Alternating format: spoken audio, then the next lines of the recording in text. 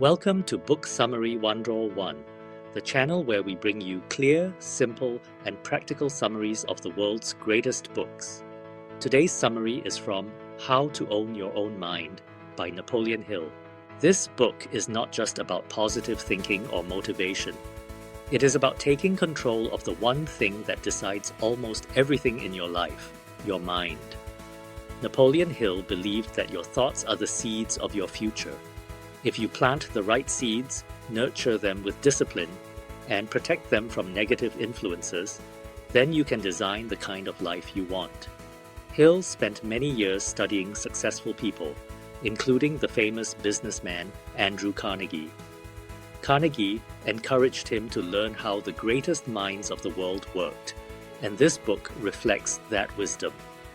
Instead of leaving success to luck or fate, Hill teaches us that we can train our minds, just like we train our bodies, to think with power, direction, and purpose. One of the first lessons Hill gives is that the human mind is like a fertile garden. Whatever you plant in it will grow. If you plant fear, doubt, and confusion, that is what will dominate your life. But if you plant confidence, faith, and determination, then your mind becomes a tool of creation.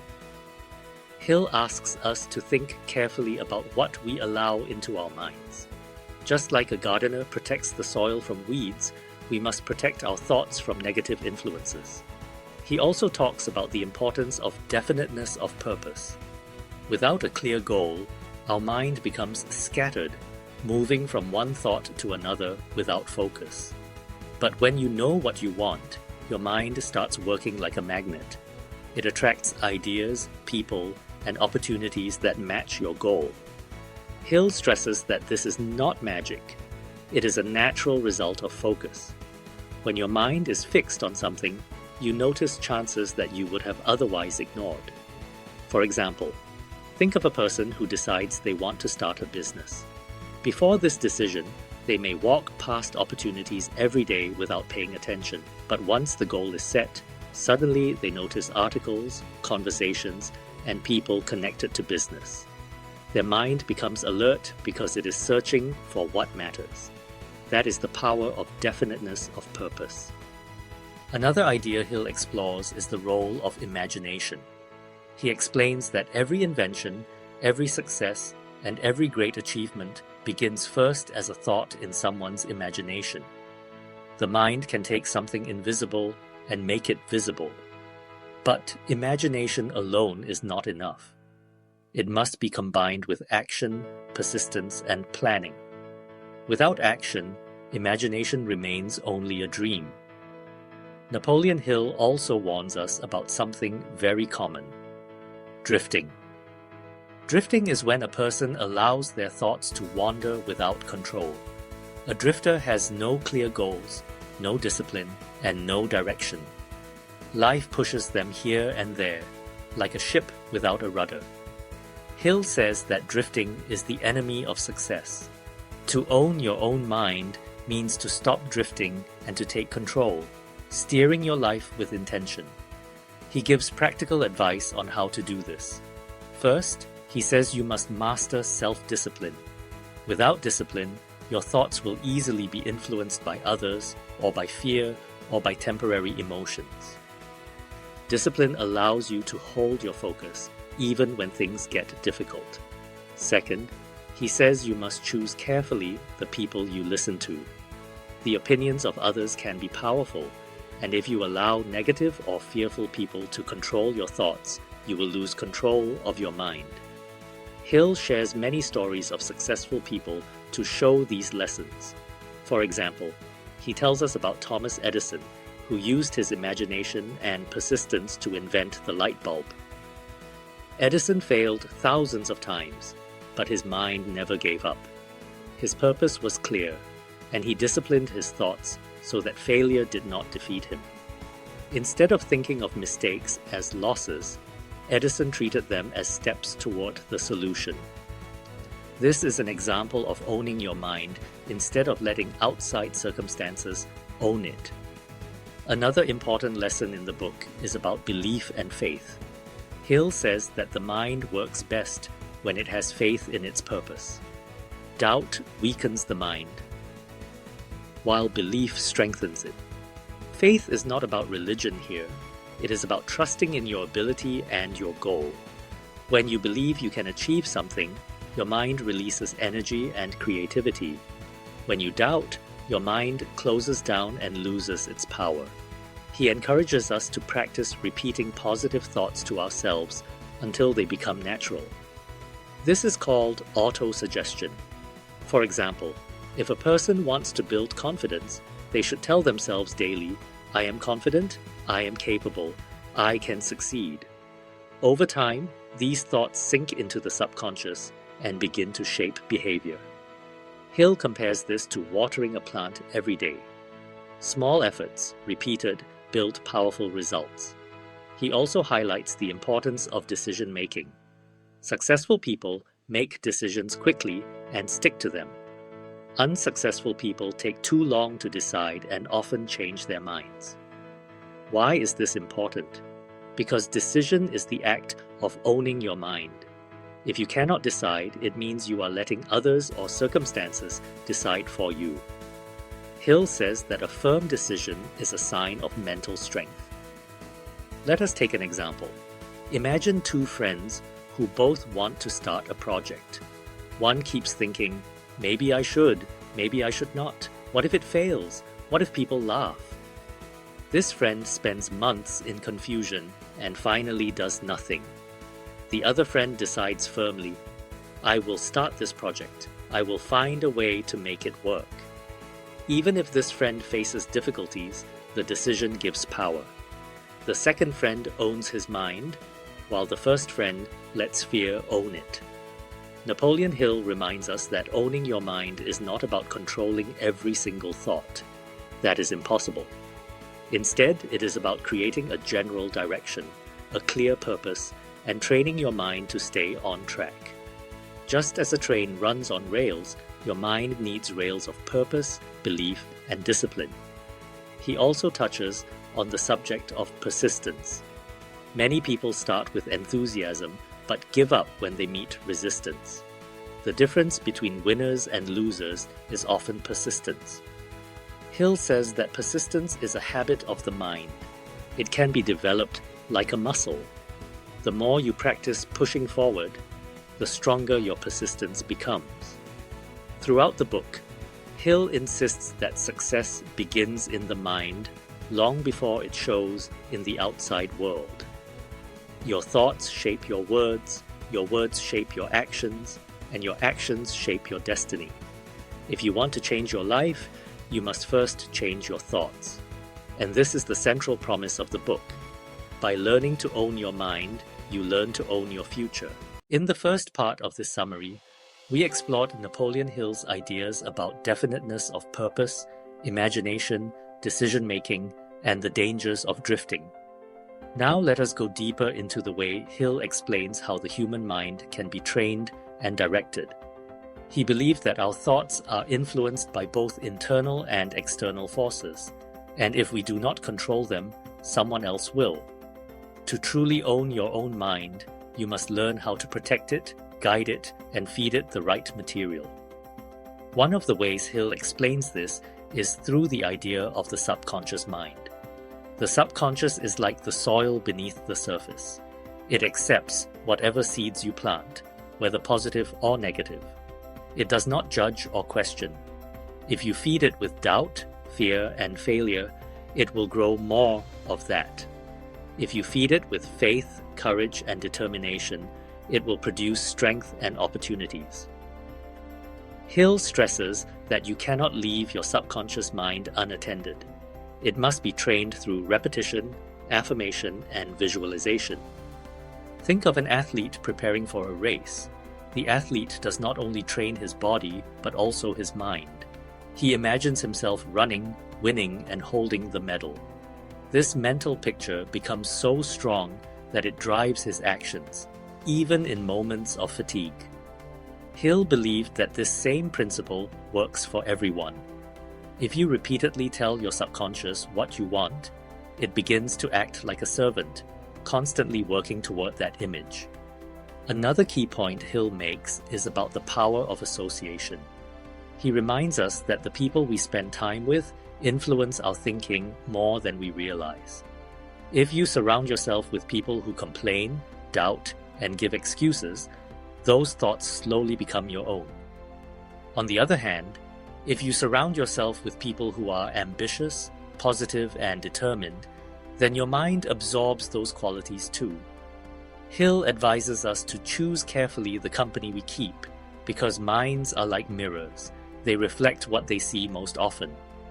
This is why he often spoke about the concept of a mastermind group. A mastermind group is a circle of people who share a common goal and help each other grow. When several minds work together in harmony, Hill believed that a kind of third mind is created, a powerful energy that brings ideas and inspiration that individuals alone may not find. He noticed that many great leaders and inventors had supportive groups or partnerships that pushed them forward. Owning your own mind does not mean isolating yourself. It means wisely choosing the minds you allow to influence yours. Hill also spends time discussing the importance of emotion in thinking. He explains that thoughts mixed with emotion are far more powerful than thoughts without it. For example, the statement, "I want success," is weak if said without feeling. But if you say it with passion, with a burning desire that moves your whole body, then it becomes fuel for the subconscious. Emotion gives energy to thoughts, and that energy makes them act like magnets, drawing matching results into your life. He emphasizes that the most powerful emotions are love, faith, hope, and enthusiasm. These lift the mind and give strength to actions. On the other hand, emotions like fear, anger, envy, and hatred poison the mind and make it weak. Owning your mind requires learning to replace negative emotions with positive ones. Hill suggests that this is not about pretending problems do not exist, but about choosing what emotions you allow to stay in your heart. To make this clear, let us imagine someone loses their job. If they allow fear and anger to dominate, their mind closes. They stop thinking creatively and instead only worry about failure. But if they bring in hope and determination, they begin to look for new opportunities, maybe even start their own business. The situation is the same, but the result is different because the emotions are different. That is the power of directing your emotional energy. Napoleon Hill also talks about the role of memory and knowledge. He says that knowledge alone is not power. Many people know facts but still fail in life. Power comes from organized knowledge, applied to a purpose. Your mind should not be filled with random information.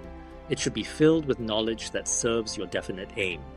For example, if someone wants to be a successful writer, it is not enough to know history, science, or mathematics. They must organize their knowledge around writing, storytelling, human psychology, and publishing. This focused knowledge then becomes a weapon of success. He uses the example of Henry Ford, the founder of the Ford Motor Company. Ford was not highly educated in the traditional sense. In fact, he was once criticized for lacking knowledge of many common facts. But when people asked him difficult questions, Ford replied, "I have men around me who can provide any information I need within minutes." He had mastered the art of using organized knowledge. Instead of trying to know everything, he surrounded himself with experts and focused his own mind on vision, leadership, and innovation. That is what made him powerful. Another lesson Hill gives is about fear. He calls fear one of the greatest enemies of the human mind. Fear paralyzes action, blocks imagination, and steals confidence. He identifies several common fears: fear of poverty, fear of criticism, fear of ill health, fear of loss of love, fear of old age, and fear of death. According to Hill, most people are slaves to at least one of these fears, and these fears silently control their decisions. He encourages us to face these fears directly and replace them with courage and faith. For example, the fear of poverty can stop someone from starting a new venture. But if they remind themselves that opportunity often comes with risk and that persistence creates reward, then they can break free from this fear. Owning your mind means recognizing these silent enemies and refusing to let them take charge. He also points out that many fears are created by imagination. The mind can imagine danger that does not even exist. For instance, someone may avoid speaking in public because they imagine people will laugh, even if no one is planning to. Another may avoid applying for a job because they imagine rejection even before they try. Hill reminds us that imagination should serve us, not control us. We must use it to create visions of success, not pictures of failure. Another powerful tool he describes is self-confidence. He gives simple exercises to build it. One way is to write down your definite purpose and read it aloud daily with belief and emotion. Another is to stand tall, speak with clarity, and act as if you already possess confidence. He explains that the body and mind are connected. If you act with weakness, your mind begins to feel weak. If you act with strength, your mind begins to believe in your strength. This practice gradually creates real confidence. Napoleon Hill insists that success is not reserved for a lucky few. It is available to anyone who takes control of their mind and directs it toward a purpose. The problem is that most people do not take this control. They let fears, doubts, and other people's opinions run their thoughts. As a result, their lives remain ordinary. But those who learn to master their minds rise above the average and create extraordinary results. He also explains the link between the conscious and subconscious mind. The conscious mind is like the captain of a ship, giving orders. The subconscious is the crew following the orders. If the captain gives weak or confusing instructions, the crew will be lost. If the captain gives strong, clear orders, the crew will work efficiently. Therefore, it is our duty to speak to our subconscious with clear, definite commands filled with belief and enthusiasm. This is how the two parts of the mind work together to bring success. One example Hill often referred to was Andrew Carnegie himself. Carnegie grew from a poor immigrant boy to one of the richest men in the world, not because of luck, but because he trained his mind to think of opportunity, wealth, and service. He believed that success was not about taking advantage of others, but about creating value. His thoughts were directed by purpose, and his mind became a tool for building one of the greatest industries in history. Napoleon Hill's message is clear. The mind is your greatest asset, but only if you learn to own it. Otherwise, it can become your greatest enemy. Many people suffer not because of external problems, but because they have not mastered their internal world. They allow doubts, fears, and drifting thoughts to waste their potential. Owning your mind means taking the steering wheel of your life instead of sitting in the passenger seat. As we move toward the last part of this summary, we will explore more of Hill's practical steps on how to apply these ideas every day. We will see how he connects all these lessons, purpose, imagination, persistence, self-discipline, and faith, into a complete system for success. In the earlier parts of this summary, we saw how Napoleon Hill explained definiteness of purpose, the power of imagination, the role of emotion, the influence of association, and the danger of drifting. Now let us bring all these pieces together and explore how Hill suggests we can put them into practice in daily life. His lessons are not only ideas, but also methods, ways to train your thinking so that it works for you instead of against you. One of Hill's most practical methods is the use of daily mental exercises. He asks readers to take time every day to repeat their purpose, visualize their goals, and strengthen their belief. This practice, he says, gradually shapes the subconscious. Just as the body needs regular exercise to stay strong, the mind needs regular positive training to stay directed. Without this, the natural tendency of the mind is to wander. He suggests creating a personal statement of purpose written in clear words. For example, my definite purpose is to build a successful business that helps people improve their lives. I will dedicate my thoughts, energy, and creativity to this purpose every day until I achieve it. Hill asks us to read this statement aloud every morning and night with passion and belief. Over time, the mind begins to accept it as truth, and it becomes a guiding force. Another exercise is visualization. Hill encourages us to see our goal as if it is already real. If someone wants to become a writer, he suggests imagining the book in their hands, the words on the pages, and even the readers enjoying it. This mental picture makes the goal feel alive and real, and the subconscious begins to act as though it must bring that vision into reality. Hill also talks about the importance of persistence when applying these exercises. He warns that many people start strong for a few days but then stop when they see no quick results. The mind takes time to be trained. It may resist at first, just as a muscle feels sore in the beginning of exercise. But persistence gradually transforms the mind into a loyal servant. He reminds us that persistence is the difference between those who achieve their dreams and those who give up halfway. He also emphasizes the importance of controlling attention. The world is full of distractions: news, gossip, entertainment, and other people's opinions.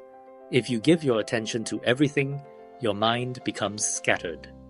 Hill advises training yourself to give attention only to what supports your definite purpose. This means avoiding unnecessary arguments, limiting time with negative influences, and saying no to things that waste mental energy. Attention is like sunlight. Wherever you focus it, growth happens. If you focus it on your purpose grows. A key part of owning your mind, according to Hill, is learning to turn setbacks into stepping stones. He explains that every difficulty carries within it the seed of an equal or greater opportunity. The challenge is to train your mind to look for that seed instead of only seeing the loss. For example, if a business fails, the lesson learned may lead to a stronger and more successful attempt. If a plan does not work, the failure may reveal a better method. Hill's point is that the mind must be trained to ask, "What can I learn? How can I use this?" Instead of asking, "Why did this happen to me?" This ability to turn failure into growth is one of the most powerful ways of owning your mind. Hill studied many successful people, and he found that most of them had faced serious failures before achieving greatness. The difference was not that they avoided failure, but that they controlled their minds so that failure became a teacher, not an enemy. Another lesson Hill gives is about the power of service. He explains that lasting success cannot be built only on selfish motives. When you direct your mind toward a purpose that serves others as well as yourself, your mind becomes more creative, more persistent, and more energized. This is because the human spirit is naturally motivated by contribution. For example, a doctor who thinks only of money may lose motivation quickly, but a doctor who thinks of saving lives finds energy even in long hours. Hill reminds us that service multiplies success, while selfishness limits it. He also gives advice on how to handle criticism. Many people allow criticism to destroy their confidence. They think, if others do not believe in me, maybe I am wrong. Hill warns against this. He says that criticism is often based on jealousy, fear, or misunderstanding. Owning your own mind means listening to feedback carefully, but never letting criticism steal your belief.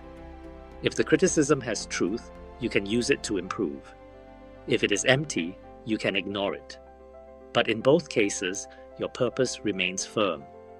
Napoleon Hill often repeated the idea that the mind works best when it is filled with a burning desire. Desire is the starting point of all achievement. Without strong desire, no plan or technique can succeed. Desire gives the energy to keep going when things are hard. Hill says that many people fail not because they lack ability, but because they lack desire. Their wish is weak, so their effort is weak. If you truly want something, your desire must be strong enough to survive difficulties. To make desire strong, Hill advises linking it to emotion. For example, if someone wants financial success only for comfort, their desire may not be strong. But if they link it to love for their family or to the dream of helping others, then the desire becomes powerful. The mind responds to emotion, and the stronger the emotion, the stronger the desire. Another tool Hill suggests is forming habits of thought. He explains that thoughts repeated daily become habits, and habits direct our actions without effort. If you want to build confidence, practice confident thoughts until they become natural. If you want persistence, practice persistent thoughts until quitting no longer feels like an option. Habits of thought shape habits of action, and together they shape destiny.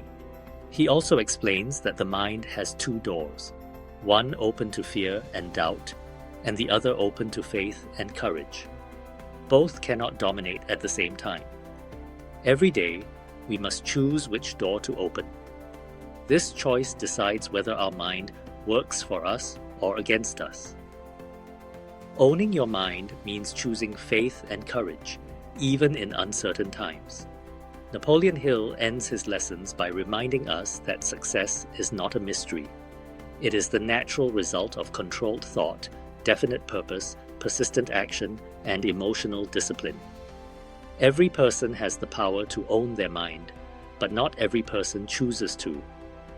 Most people give up control to fear, laziness, or the influence of others. The great achievement of life is to take back that control and live with direction. When you put all these lessons together, the message becomes clear. Your mind is the foundation of everything you do. If you master your mind, you master your life. If you let your mind wander, drift, or be ruled by fear, then your life will be shaped by chance and by others. The choice is always yours. So, to summarize once more, have a definite purpose. Feed your mind with positive and powerful thoughts. Train your subconscious through repetition and visualization. Surround yourself with the right people. Add emotion to your desire. Stay persistent and always search for opportunity in setbacks. These are the tools Napoleon Hill gives us in How to Own Your Own Mind.